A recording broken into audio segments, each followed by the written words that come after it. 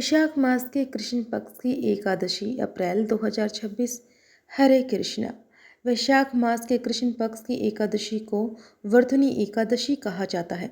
यह वैशाख महीने की पहली एकादशी मानी जाती है और इसका विशेष महत्व बताया गया है। धार्मिक मान्यताओं के अनुसार इस एकादशी का व्रत करने से व्यक्ति को इस लोक और परलोक दोनों में सुख समृद्धि और सौभाग्य की प्राप्ति होती है। ऐसा भी कहा जाता है कि जो स्त्री या फिर पुरुष सच्चे मन से इस व्रत को करते हैं उनके सभी पाप नष्ट हो जाते हैं और जीवन में शुभ फल मिलने लगते हैं। विशेष रूप से महिलाओं के लिए यह व्रत सौभाग्य देने वाला माना गया है। शास्त्रों में बताया गया है कि वर्धनी एकादशी का व्रत करने से हजारों वर्षों के तप के समान पुण्य फल प्राप्त होता है। इस वर्ष वर्धनी एकादशी के दिन कुछ विशेष शुभ योगों का भी संयोग बन रहा है। ज्योतिषी गणना के अनुसार इस दिन शुभ योग और शुक्ल योग का निर्माण होगा। साथ ही शिववास योग भी इस दिन बन रहा है, जिसे अत्यंत मंगलकारी माना जाता है। इस दौरान भगवान विष्णु और माता लक्ष्मी की पूजा करने से घर में सुख, शांति और समृद्धि बढ़ती है। अब बात करते हैं तिथि की। इस बार एकादशी तिथि 13 अप्रैल सोमवार को रात लगभग 1:18 से प्रारंभ होगी, जो रविवार की देर रात के बाद का समय माना जाएगा।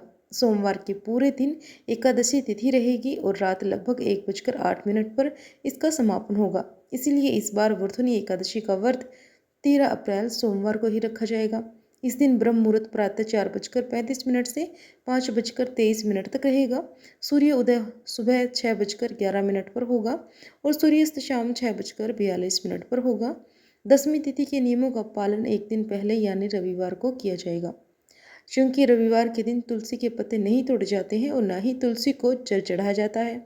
इसीलिए आवश्यक हो तो तुलसी के पत्ते शनिवार को ही तोड़कर सुरक्षित रख लें। अब बात करते हैं द्वादशी तिथि और पारण की। द्वादशी तिथि 14 अप्रैल मंगलवार को रात लगभग 1:09 से प्रारंभ होगी और पूरे दिन रहेगी। व्रत का पारण हमेशा द्वादशी तिथि में सूर्योदय के बाद और हरिवासर समाप्त होने के पश्चात ही किया जाता है। इस बार वर्धनी एकादशी का पारण 14 अप्रैल मंगलवार को सुबह 6:54 से 8:31 के बीच में करना शुभ रहेगा। पारण के समय सबसे पहले भगवान विष्णु की विधि पूर्वक पूजा करें।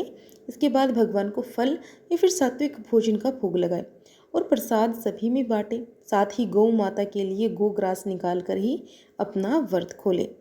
यह थी वर्धनी एकादशी से जुड़ी संपूर्ण जानकारी।